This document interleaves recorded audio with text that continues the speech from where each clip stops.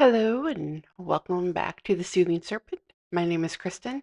I'm a registered mental health counseling intern and have a PhD in urban and regional planning. And on this podcast, we explore the places where policy meets psychology and systems meet the soul. Today, we're tackling something that slithers quietly through most of our lives: financial stress.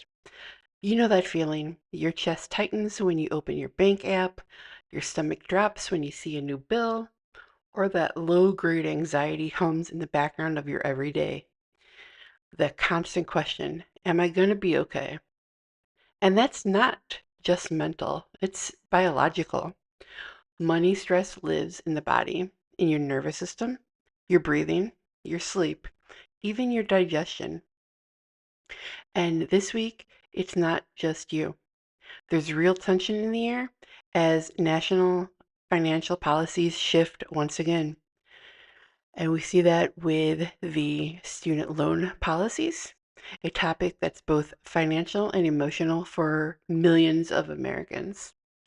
The Department of Education has resumed student loan forgiveness under the income-based repayment program, impacting nearly 2 million borrowers who have made 300 qualifying payments. Borrowers are being contacted directly and given until October 21st to opt out if they don't want their loans discharged. At the same time, there's new talk with the administration about selling portions of the federal student loan portfolio, totaling over $1.6 trillion, to private investors. If this happens, some of the so-called high-performing loans could move out of federal protection, possibly changing interest rates, borrower rights, and even repayment safeguards. And in another move, the Department of Education is set to resume collections on defaulted loans, ending a pause that's been in place since the pandemic. That means millions of people once again could face wage garnishments and tax offsets, reigniting the stress that so many worked hard to quiet during the pause. So, what does that mean for mental health? Well, it means millions of Americans are walking around in states of chronic financial uncertainty and insecurity. They don't know if their debt will be forgiven, transferred, or collected. They don't know which policy to trust, which deadline is real, or when the rules will change again. And uncertainty, as we've talked about before, is stress's favorite fuel. The body doesn't wait for clarity, it reacts immediately. That's what we're feeling right now as a nation. Not just national strain, but physiological strain. An economy of adrenaline and cortisol running in the background. And here's the truth: financial stress isn't in your head, it's in your body. When you worry about money, your nervous system activates the sympathetic stress response. Your heart rate increases, muscles tense, breathing becomes shallow, and your brain releases cortisol and adrenaline. Those hormones are designed for survival. They help us run from danger. But in modern life, that danger might just be a bill you can't pay or a student loan notification in your inbox. And because you can't run away from debt, the stress response never fully shuts off. It becomes a chronic loop, constant tension without release. The body doesn't know the difference between I can't pay rent and there's a tiger in the room. It just knows there's a threat and it mobilizes. This shows up as tightness in your chest or shoulders, headaches that spike on payday or bill days, sleep problems, digestive issues, irritability, guilt, or numbness. Over time, the chronic activation leads to burnout.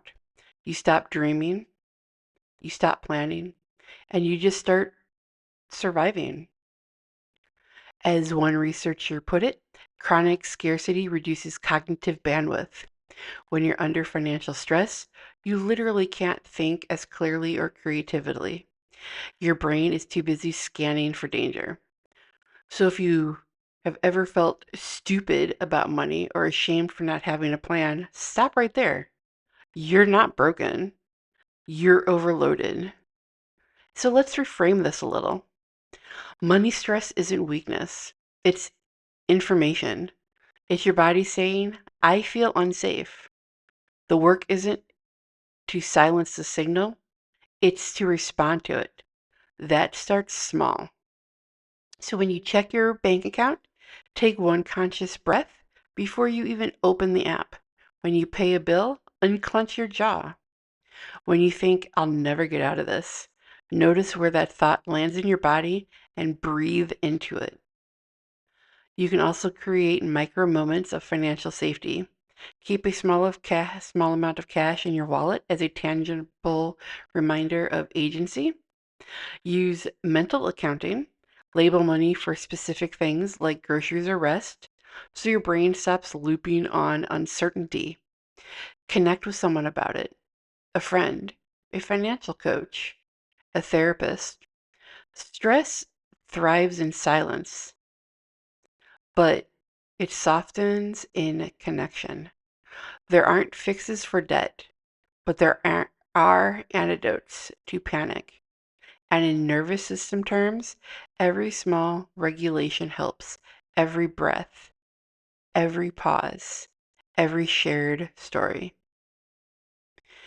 So let's find a moment of grounding, and let's end with a grounding practice. So let's find a comfortable position. Let your hands rest on your lap or over your heart. Take a deep breath in through your nose and exhale slowly through your mouth. Now, picture a serpent made of golden thread coiling around your spine, slowly, steady, and alive. As you breathe, imagine that serpent releasing each loop of tension that money has tied around your body. Inhale, feel your body expand with possibility. Exhale, release that grip of scarcity. Say quietly, I am not my balance sheet. My worth is not my net worth. My body deserves peace, even in uncertainty. Feel that truth ripple through your nervous system like calm electricity, a current of grounding power. Financial systems may shift, policies may change, but you, my friend, are not defined by your ledger. Resilience doesn't mean pretending money doesn't matter.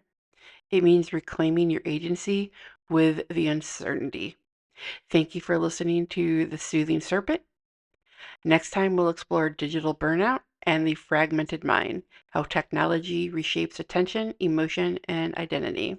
Until then, breathe deeply, spend intentionally, and like the serpent, remember that power lies in presence.